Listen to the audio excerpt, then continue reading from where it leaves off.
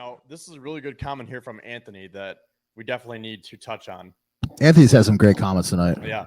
We've had a lot of great comments tonight. Yeah. Thank you everybody for listening. So he says the addition of Kincaid and Harty has prevented this scheme teams have drawn up with bracketing Diggs. You'd be paying $13 million for a player that doesn't add anything to our offensive philosophy.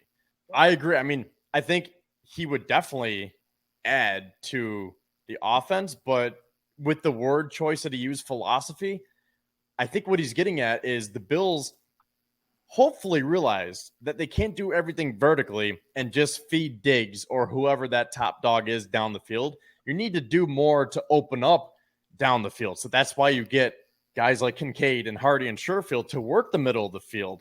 And that's my point, saying they didn't need Hopkins, because if Ken Dorsey had DeAndre Hopkins, he would not have learned anything. Where everything that he would have learned, he would have just reverted back to his old ways and said, okay, let's play smart, not conservative, 40-yard bombs. Not Gabe Davis anymore, DeAndre Hopkins. Just me personally, I would just never lean into a guy who's never taken an NFL snap before in terms of adjusting or shifting like our overall philosophy. They are really high on Kincaid. Yeah, be it as his may, he has not even laced up a cleat for an NFL game. So, I think our philosophy is a lot more ironclad than anything.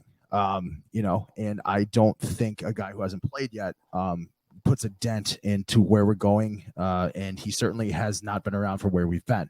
So that's the only knock on that comment. Other than that, Anthony, I thought that was decently brilliant. If any of you guys want to chime in on that. Yeah, Kevin and Tommy, what do you think? Because I think this is a great talking point because, again, great comment from Anthony. And with Jeff's point, how do you guys feel about this? Go ahead, Kevin. Well, the Dalton Kincaid situation is interesting to me. I just think he's going to get around 40 catches. So I think that's big number. I think it's going to be a big number, but I don't think it's egregious. I think it's going to be one that is heavily utilized in this offense. The Bills have been looking for a power slot for a while now. They really need that hands receiver who can beat man coverage. And he's excellent in against man coverage. His stats pop against man coverage. He's going to be able to find seams. He's going to be the reason that they like him too, is how well he's in against the zone coverage too, which the Bills see a lot of two-eye shell. So he's going to be able to find those soft zones, sit in them, and make the catch when Josh comes in hot, heavy, or on the run. So, you needed a player that could beat man. Beasley could beat man. You needed a player that could beat zone. Beasley, not great against zone in a lot of categories, but was still a nice safety valve. And then you had Isaiah McKenzie, who didn't know what to do against zone coverage. So ultimately, there's a lot to like about Dalton Kincaid, and I like Harty. He's going to be a receiver 4 in this offense, do a lot of different things, and don't count out Trent Sherfield. He is exactly who Josh Allen likes. We get all the reps in the slot right now, from what I was told, and did really well in Miami last year and he beat out overpaid Cedric Wilson in Miami. Really heavily overpaid. Heavily. I mean, he got a huge deal. Mm-hmm. So let's not forget Khalil Shakir too. Yeah, can't forget about Khalil. He's got to find a niche. He can't be in no man's land, kind of like what Kevin alluded to with Isaiah McKenzie. Yeah. I mean, you could argue Beasley had a niche of getting small in confined spaces, but when there's a breakdown, it did not seem like there was any cohesion between Josh knowing and that mind mouthing sometimes you'd see with him and Knox. But I agree with Kevin's point. Yeah. But I am hopeful about Shakir. Anything he puts on tape, I don't think is regrettable, and I think anything that will make him valuable. Anything he lacks is teachable.